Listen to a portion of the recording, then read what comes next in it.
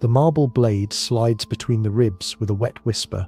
Blood pools on the pristine white stone of the forum, mixing with morning dew as Senator Marcus Flavius convulses his final breath. Above, carved eagles watch with stone eyes, eternal guardians of an empire built on secrets so dark they would make the gods themselves recoil. It is dawn in Rome, 67 AD, and what appears to be a political assassination will soon reveal itself as something far more sinister. The silencing of a man who had discovered what the emperors did with the children of their enemies.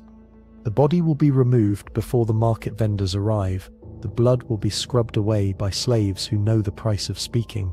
By noon, the official story will circulate through the city's fountains and bathhouses. Another senator fallen victim to the political games that consume the Republic's rotting corpse. But Marcus Flavius wasn't killed for opposing Nero's latest tax decree or for questioning the emperor's theatrical performances. He died because he had followed a trail of small bodies into the deepest catacombs beneath the Palatine Hill, where Rome's most powerful men practiced rituals that would haunt even the most hardened executioner. Rome, the eternal city, the crown jewel of civilization, keeper of laws and builder of aqueducts, yet beneath its gleaming facade festered secrets so vile, they make the gladiatorial games seem like children's theatre. These weren't the documented excesses of mad emperors or the well-known brutalities of the arena. These were the shadows behind the shadows, the whispered horrors that survived only in fragments of testimony from dying slaves and coded references in letters that were meant to burn. If you enjoy hidden histories like this, consider subscribing and tell me where you're watching from. I love seeing this community stretch across continents and centuries, united by a hunger for truth, no matter how dark it proves to be. The Roman Empire of the 1st and 2nd centuries AD controlled a territory spanning from the mists of Britain to the sands of Egypt, encompassing over 50 million souls under its dominion. At its heart lay Rome itself, a city of perhaps 1 million inhabitants where senators debated in marble halls while slaves emptied chamber pots in sewers that would later be called marvels of engineering. This was a society where public crucifixions were afternoon entertainment, where infant exposure was legal and common, where the concept of human rights existed only in the fevered dreams of Stoic philosophers. Into this world of normalized brutality, certain practices emerged that shocked even Roman sensibilities, and in a culture that cheered as prisoners were torn apart by wild beasts, that threshold was remarkably high. The secrets I'm about to reveal weren't aberrations or one-time occurrences. They were systematic, institutionalized horrors that reveal how absolute power, when combined with religious mysticism and unchecked sadism, can transform civilization itself into a mechanism of unspeakable cruelty. The first secret lies buried beneath what is now the Church of San Clemente in Rome, where archaeological excavations in the 1860s revealed a complex of underground chambers dating to the 1st century AD. What the archaeologists found there, and what the Vatican subsequently sealed from public view, were frescoes depicting scenes that would challenge everything we thought we knew about Roman religious practices. The spark came in 64 AD, the year of Rome's Great Fire. As Nero's engineers cleared the charred ruins to build his golden house, workers discovered a network of tunnels beneath the Palatine Hill that predated even the earliest foundations of the imperial palace. These weren't the well-documented hypogeum of the Colosseum or the familiar catacombs of early Christians. These chambers bore inscriptions in a mixture of Latin and what scholars would later identify as corrupted Etruscan, describing rituals dedicated to entities whose names don't appear in any official Roman pantheon. A papyrus fragment discovered in 1923 in the Villa of the Papyri at Herculaneum contains a letter from one Gaius Vettius Valens to his brother in Alexandria, dated to approximately 71 AD. In it, Vettius describes attending what he calls the deepest mysteries beneath Rome, where those who rule above ground descend to serve older masters. He writes of senators and wealthy merchants gathering in torchlit chambers to perform rites that required the participation of children captured during military campaigns, specifically children of defeated tribal chieftains and enemy nobles. The letter describes how these young prisoners were kept in underground pens for months, fed on a diet of bread soaked in wine mixed with unknown herbs until their minds became pliant and their eyes took on what Vettius calls the empty look of those who see beyond the veil. On certain nights corresponding to astronomical events that Roman augurs claimed were favorable for communion with underworld deities, these children were brought into chambers carved with symbols that bore no resemblance to traditional Roman iconography. What happened in those chambers would challenge the Roman historian Cassius Dio to write, nearly a century later, that there were practices in the city that made the cannibalism of distant barbarians seem like the customs of civilized men. Dio never specified what he meant, but his contemporary, the Christian apologist Minucius Felix, provides a clue when he writes of Roman accusations against early Christians. They say we practice abominations which they themselves perform in darkness, accusing others of their own secret shames. The escalation came during the reign of Domitian, between 81 and 96 AD. Historical records show an unusual pattern during these years: the systematic disappearance of children from noble families in conquered territories, always explained away as casualties of war or disease. But a decoded message discovered in 1934 among the Vindolanda tablets found along Hadrian's Wall suggests a different explanation. The message, sent from a Roman commander in Britain to his superior in Gaul, reads, "The sacred cargo from the Brigantes arrives on the Ides. Ensure the transports reach the eternal city before the winter solstice. The divine Augustus has particular need of untainted blood for the renewal ceremonies." The term renewal ceremonies appears nowhere else in Roman military correspondence, but it surfaces repeatedly in fragments of text found in the sealed sections beneath San Clemente. Archaeological evidence supports the horror implied in these documents. In 1978, renovations at the Palazzo Massimo in Rome uncovered a chamber containing the remains of dozens of children, all bearing evidence of ritual scarring consistent with the practices described in the Vettius letter. Carbon dating placed the deaths between 70 and 95 AD. The Vatican immediately claimed the remains for reburial, and the site was sealed with concrete before any thorough examination could be completed. The second secret involves what Roman medical texts euphemistically call imperial dietetics, the systematic use of human flesh and blood as medicine and aphrodisiac among the Roman elite. This wasn't the desperate cannibalism of besieged cities, or the ritual consumption found in certain mystery religions. This was a calculated, medicalized form of anthropophagy that persisted for centuries at the highest levels of Roman society. The practice traced its origins to the Egyptian medical traditions that Rome had absorbed following its conquest of Alexandria in 30 BC. Egyptian physicians had long believed that certain human organs, when properly prepared, could transfer the qualities of the deceased to the living. Roman adaptation of these beliefs created a market that would have horrified even the most jaded slave trader. Galen, personal physician to Marcus Aurelius and the most respected medical authority of his age, writes obliquely in his treatise on the natural faculties of preparations made from the vital essence of conquered enemies, rendered into forms suitable for those who would absorb their strength. He describes a substance he calls imperial elixir, prepared from the hearts of young warriors killed in the arena, ground with exotic spices, and consumed by emperors before major military campaigns. The medicinal cannibalism reached its peak during the reign of Commodus, who ruled from 177 to 192 AD.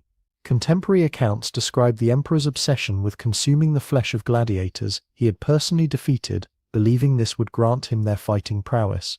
But Commodus went further than mere gladiatorial consumption. Secret records from the imperial household, preserved in fragments within the Byzantine Bibliotheca Marciana, describe regular deliveries to the palace of what are termed therapeutic specimens, carefully selected organs from executed prisoners, prepared according to recipes that combined Roman, Egyptian, and Persian medical traditions. A coded inventory from 188 AD lists the contents of the imperial pharmacy's most restricted section: 12 vials of heart's essence, drawn from Dacian nobles, preserved in wine from Chios, 6 measures of brain matter from Germanic chieftains, dried and powdered with cinnamon from Ceylon, the liver of a Nubian princess, aged in honey for 7 years. Each entry notes not just the organ and its origin, but the perceived spiritual and physical qualities it was believed to impart. The practice wasn't limited to emperors. Archaeological excavations in Pompeii have uncovered evidence that wealthy Romans regularly consumed human blood as a treatment for epilepsy and ground human bone as a cure for male impotence. Carbonized remains in what appears to have been an upscale medical facility show clear evidence of systematic butchering of human corpses for medicinal purposes. The victims appear to have been primarily slaves and prisoners, their deaths disguised within the normal casualty rate of Roman urban life. Perhaps most disturbing are the accounts of what Roman physicians called sympathetic consumption, the belief that eating specific organs of one's enemies would grant the consumer their victim's knowledge and abilities. Letters between provincial governors describe the practice of executing captured scholars and priests, then consuming their brains in elaborate ceremonies designed to absorb their learning.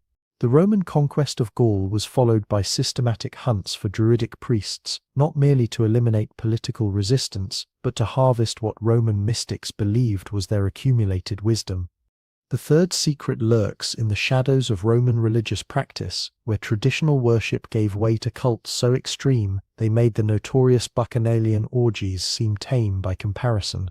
These weren't the familiar mystery religions of Mithras or Isis, but underground movements that combined sexual violence, ritual murder, and what can only be described as systematic psychological torture. The cult of Nox Aeterna, the Eternal Night, emerged in Rome around 79 AD, growing from the ashes of traditional religious authority that had been shattered by the eruption of Mount Vesuvius. As traditional gods seemed powerless to prevent natural disasters, desperate Romans turned to deities that promised power through darkness rather than light through virtue.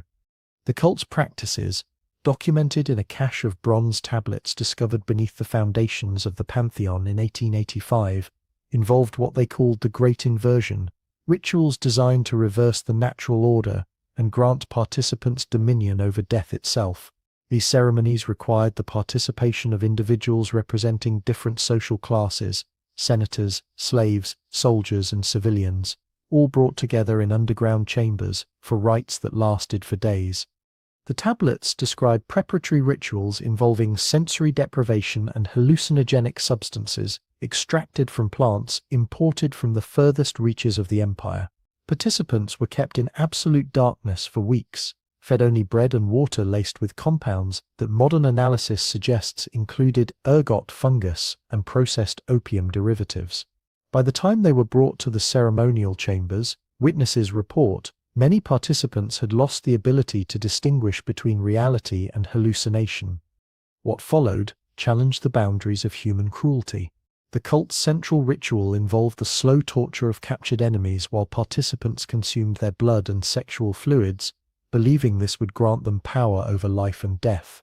But the ultimate purpose wasn't mere sadism, it was transformation. Cult documents describe the goal as achieving the sacred madness that opens the gates between worlds, a state of consciousness that supposedly allowed communication with entities that existed beyond traditional Roman understanding of divine hierarchy. Imperial involvement in these cults reached its zenith under Emperor Caracalla, who ruled from 211 to 217 AD. Historians like Cassius Dio record Caracalla's obsession with magic and his consultation with foreign sorcerers who practiced arts that even Eastern mages would find abhorrent. What they don't record directly, but what emerges from coded references in contemporary letters, is Caracalla's participation in rituals that combined the cult of Nox Aeterna with military conquest. Before major campaigns, Caracalla would retreat to underground chambers beneath the Palatine Hill, accompanied by captured enemy nobles and their families. What transpired during these sessions remains largely hidden, but their aftermath was documented by horrified observers. Digio writes of prisoners being returned to their cells, changed in ways that made death seem merciful, their minds shattered by experiences that left them capable only of repetitive, whispered prayers to entities whose names cannot be rendered in human speech. The psychological techniques developed by these cults would later influence Christian hermits and Byzantine mystics, but in their original Roman context, they served a purely practical purpose, the creation of human beings so psychologically damaged that they could serve as bridges between the world of the living and whatever lay beyond death. The cult believed that minds broken in specific ways could perceive and communicate with forces that remained invisible to normal consciousness. Archaeological evidence for these practices emerged during renovations of the Domus Aurea in the 1930s, when workers discovered chambers containing restraining devices of unprecedented sophistication. These weren't simple shackles or stocks, but elaborate mechanisms designed to hold subjects in specific positions while allowing precise control over their sensory input and physical condition.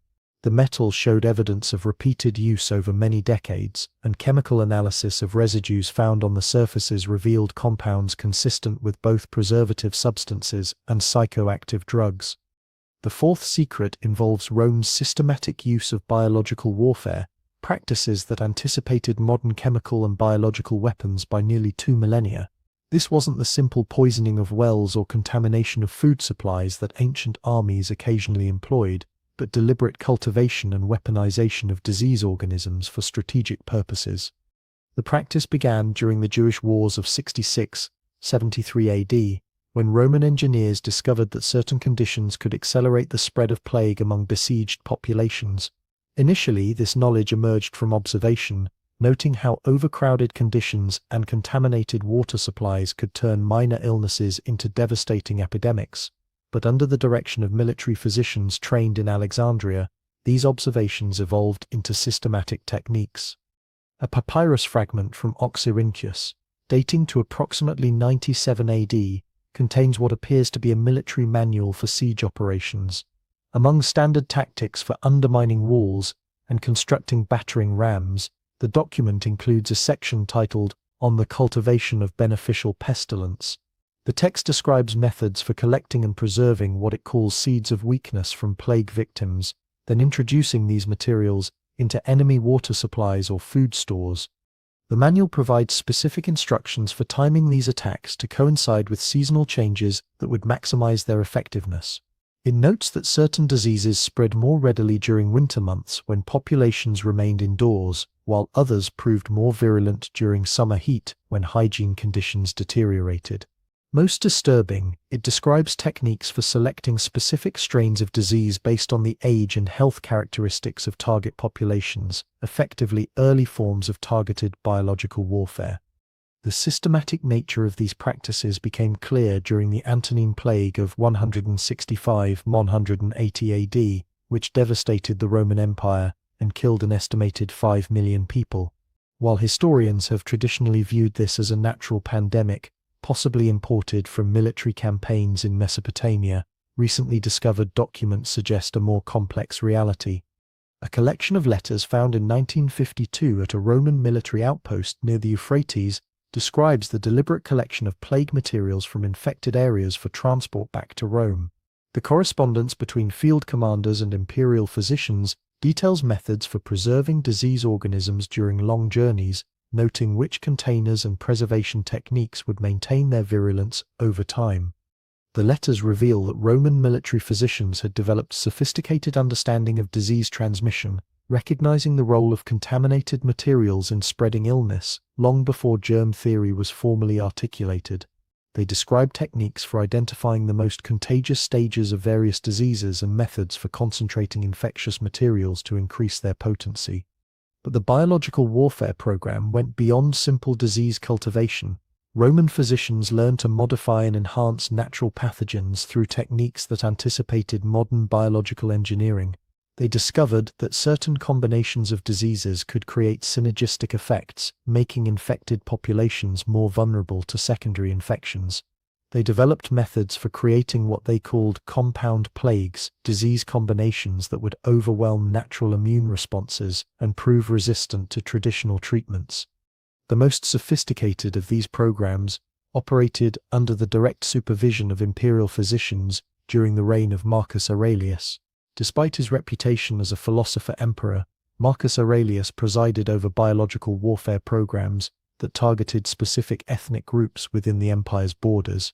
Documents from his personal archive describe research into diseases that would affect particular genetic populations more severely than others, allowing Roman forces to selectively weaken rebellious territories while leaving loyal populations relatively unharmed. Archaeological evidence for these programs has been found at several sites across the former empire. Excavations at a Roman military complex near Cologne, uncovered laboratories containing specialized equipment for cultivating microorganisms, including sealed chambers that could maintain specific temperature and humidity conditions for extended periods. Chemical analysis of residues found at these sites reveals traces of organic compounds consistent with systematic biological research. The fifth secret concerns Rome's industrial-scale trafficking of children for purposes that went far beyond traditional slavery. This wasn't simply the unfortunate reality of conquest societies that enslaved defeated populations. It was a specialized trade network that supplied children specifically for ritual, entertainment, and experimental purposes that challenged even Roman notions of acceptable cruelty. The network operated with official sanction at the highest levels of government, integrated into the normal machinery of imperial administration. Provincial governors received regular quotas for children with specific characteristics, age ranges, physical attributes, and geographic origins that corresponded to the requirements of various Roman institutions and private buyers. A cache of administrative documents discovered beneath the ruins of Ostia in 1961 reveals the bureaucratic apparatus that managed this trade. These weren't informal markets or criminal enterprises, but official operations administered by the same bureaucrats who managed grain distribution and tax collection. The documents include detailed inventories of children classified by age, gender, physical condition, and geographic origin, along with shipping manifests that track their movement across the empire. The most chilling aspect of these records is their clinical efficiency. Children were categorized using terminology that treated them as livestock or raw materials rather than human beings. Documents refer to Gallic specimens of premium quality and Dacian subjects suitable for prolonged experimentation, describing children in terms that emphasize their utility for specific purposes rather than acknowledging their humanity. The demand for children came from multiple sources within Roman society. The gladiatorial schools required young boys who could be trained from an early age to provide entertainment that regular adult combat couldn't match. Not just fighting, but elaborate theatrical presentations that combined violence with sexual spectacle. Private collectors sought children from specific regions believed to possess particular physical or cultural characteristics that increased their value as exotic possessions. But the largest consumers were the mystery religions and private cults that proliferated throughout the empire. These organizations required children not as slaves or entertainment, but as essential components in religious rituals that promised spiritual transformation through extreme transgression. The cults developed elaborate theological justifications for practices that involved systematic abuse, torture, and murder of children, arguing that their innocent suffering could serve as bridges between the mortal world and divine realms. The sophistication of the trafficking network matched that of any legitimate Roman commercial enterprise. It included specialized transport vessels designed to move large numbers of children over long distances while maintaining their health and preventing escape. It employed medical personnel who could assess the condition of potential purchases and predict their suitability for different purposes. It maintained holding facilities across the empire where children could be stored, prepared, or modified according to buyer specifications. Documents from Hadrian's personal archive describe his direct involvement in expanding the network to serve imperial research projects. Hadrian, remembered by history as a cultured builder and administrator, personally authorized the establishment of what he called developmental facilities, where children from different ethnic backgrounds could be subjected to controlled conditions designed to study human psychological and physical adaptation. These facilities, located in remote areas across the empire, operated under the supervision of physicians and philosophers who viewed their work as contributing to understanding of human nature. They subjected children to systematic programs of deprivation, indoctrination, and physical modification while carefully documenting the results. The goal wasn't simply cruelty, but the creation of detailed knowledge about human limitations and the techniques that could transcend or exploit those limitations. The children who survived these programs were transformed into assets that served various imperial functions. Some became specialized servants, trained from childhood to anticipate and fulfill the specific desires of particular officials or nobles. Others were prepared for roles in religious ceremonies where their conditioned responses and psychological modifications made them ideal participants in elaborate rituals. The most successful subjects were those who had been so thoroughly broken and rebuilt that they could serve as living extensions of their owner's will. Archaeological evidence for these facilities has been found across Europe and North Africa. Excavations at a complex near Trier revealed holding chambers designed to accommodate hundreds of children, complete with facilities for medical examination, psychological conditioning, and physical modification. The remains found at these sites show evidence of systematic malnutrition, deliberate injury, and medical interventions that appear to have been designed to alter normal human development. The sixth, and perhaps most disturbing secret, involves Rome's development of techniques for extending human suffering through advanced understanding of physiology and psychology.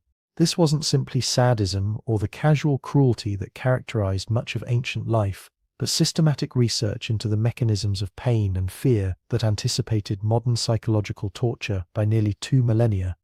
The program originated during the Jewish Wars, when Roman commanders discovered that traditional torture methods often failed to extract information from religious zealots, whose faith enabled them to endure conventional pain. Imperial physicians, working under the direction of Vespasian and later Titus, began developing enhanced interrogation techniques that could overcome psychological resistance through precise manipulation of physical and mental states. A medical treatise preserved in the Library of Pergamon, written by the physician Gaius Stertinius Maximus around 88 AD, describes systematic experiments in what he calls the extension of consciousness beyond natural boundaries. The text details methods for maintaining subjects in states of extreme pain for extended periods while preventing death or permanent unconsciousness.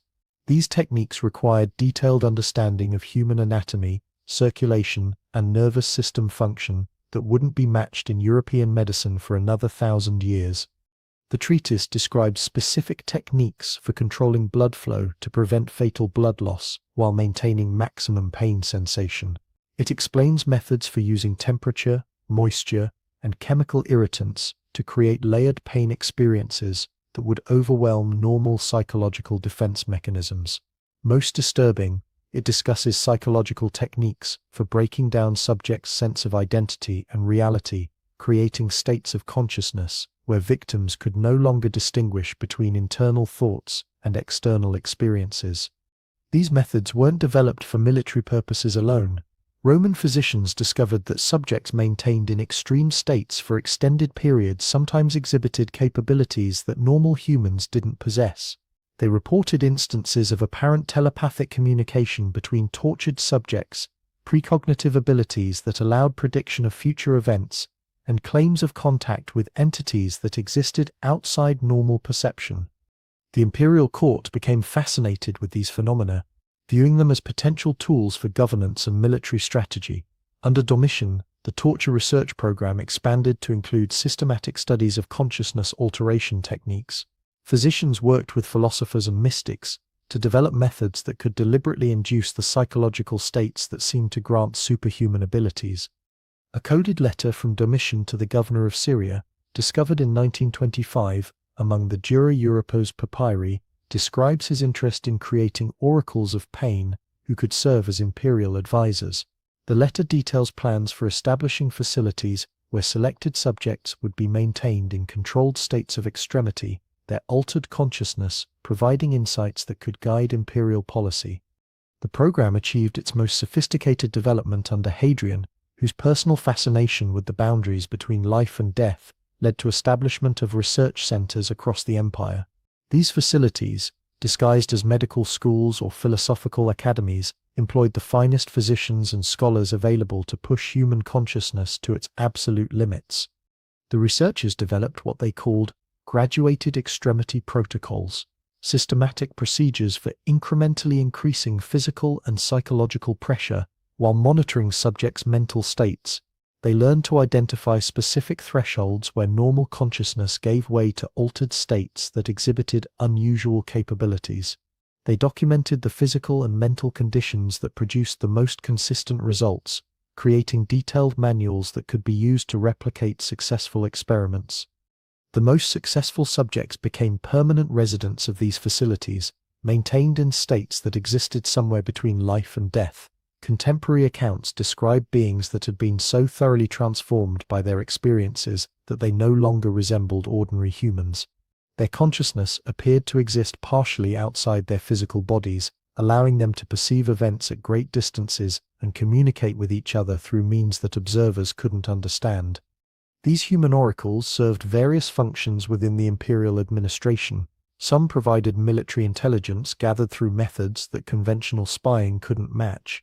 Others offered insights into the psychological states of populations across the empire, helping administrators predict and prevent rebellions. The most valuable subjects claimed ability to perceive the intentions and plans of foreign rulers, providing strategic advantages that contributed to Roman military success. Archaeological evidence for these programs has been found at several sites across the empire, though much remains sealed by various governments that consider the findings too sensitive for public release.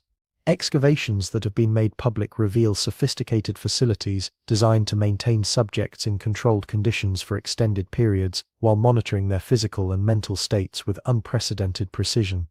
The techniques developed in these Roman programs influenced later developments in Christian mysticism, Islamic Sufism, and various esoteric traditions that promised transcendence through extreme physical and mental discipline. But in their original Roman context, they served purely practical purposes, creating human resources that could contribute to imperial power through capabilities that normal human consciousness couldn't provide. The key document that ties all these secrets together was discovered in 1969 during renovations at the Vatican Library, a complete copy of what scholars now call the Palatine Codex, a comprehensive manual for imperial administrators that details the full scope of Rome's hidden programs. The Codex, written around 127 AD during Hadrian's reign, was apparently meant as a training manual for senior officials who needed to understand the complete apparatus of imperial control. The Codex reveals that the various programs weren't separate initiatives but components of an integrated system designed to maximize Roman power through methods that pushed the boundaries of human capability and endurance. It describes the child trafficking networks as supply chains for biological warfare research. It explains how torture research contributed to religious experimentation. It shows how medical cannibalism connected to military strategy through the creation of enhanced warriors and advisors. Most significant, the Codex reveals that these programs weren't aberrations or examples of Roman decadence, but calculated responses to specific challenges facing the empire. As Roman territories expanded beyond the ability of conventional military force to control, imperial administrators developed alternative methods for maintaining dominance. The hidden programs represented Rome's attempt to transcend normal human limitations through systematic exploitation of human suffering and consciousness. The Codex includes detailed cost-benefit analyses that treat human lives as resources to be optimized for maximum imperial advantage. It discusses trade-offs between different programs, noting which techniques provided the best return on investment in terms of military capability, administrative efficiency, and population control. The calculations are performed with the same cold precision that Roman engineers used to design aqueducts or military fortifications. Perhaps most disturbing is the Codex's matter-of-fact tone, as it describes procedures that would horrify modern readers. The authors treat systematic torture, child trafficking, biological warfare, and cannibalism as normal administrative challenges requiring technical solutions. There's no evidence of moral conflict or philosophical questioning, just clinical discussion of methods for achieving desired outcomes regardless of human cost. The immediate aftermath of the Codex's discovery led to its classification at the highest levels of Vatican security. Scholars who had been granted initial access were required to sign agreements preventing any discussion of its contents, and copies were restricted to fewer than 12 individuals worldwide. The official position became that the document was either a forgery or a work of fiction rather than an authentic administrative manual. But subsequent archaeological discoveries have consistently confirmed details from the Codex, suggesting its authenticity despite official denials. The document provides explanations for physical evidence that had previously seemed inexplicable, connecting scattered archaeological finds into a comprehensive picture of systematic programs that operated across the empire for centuries. The official version of Roman history focuses on military conquests, architectural achievements, and legal innovations that contributed to Western civilization's development. In this narrative, Roman excesses are portrayed as exceptions, individual emperors whose madness led to temporary aberrations from normally civilized behavior. The systematic programs detailed in the Palatine Codex challenge this comfortable interpretation, suggesting that Rome's greatest achievements were built upon foundations of organized cruelty that exceeded anything in recorded history. Modern scholars face a difficult choice when confronting evidence for these programs. Acknowledging their existence requires fundamental reassessment of Roman civilization and its contributions to human development. It means recognizing that societies can achieve remarkable technical and cultural sophistication while simultaneously perpetrating horrors that challenge basic assumptions about human nature and moral progress. The evidence strongly supports the conclusion that Rome's hidden programs weren't anomalies but essential components of imperial success. The trafficking networks provided resources for research that produced technological and strategic advantages. The torture programs created intelligence capabilities that conventional methods couldn't match. The biological warfare research contributed to military victories that expanded Roman territory and influence. Yet significant questions remain unanswered.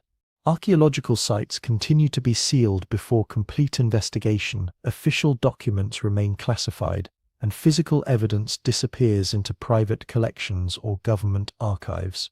The full scope of Roman programs may never be known, partly because of deliberate concealment by authorities who consider the information too dangerous for public knowledge. We're left with fragments, coded letters, scattered archaeological finds, and testimonies from sources whose credibility remains questionable.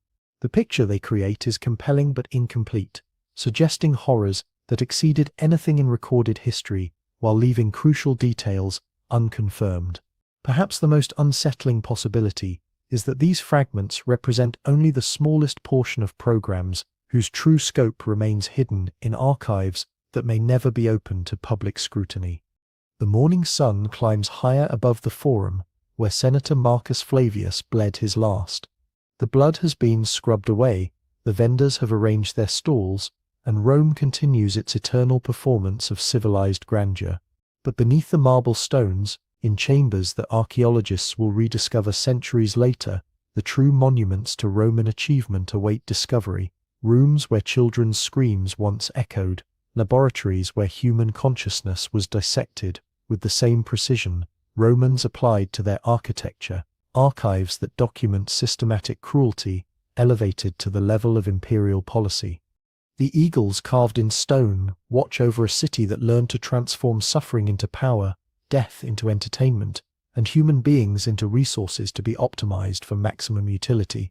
In their marble eyes lies reflected the greatest secret of all, that civilization and barbarism aren't opposites, but partners in humanity's eternal dance with darkness. Rome didn't fall because barbarians were stronger. It fell because it had already consumed its own soul, one carefully documented atrocity at a time.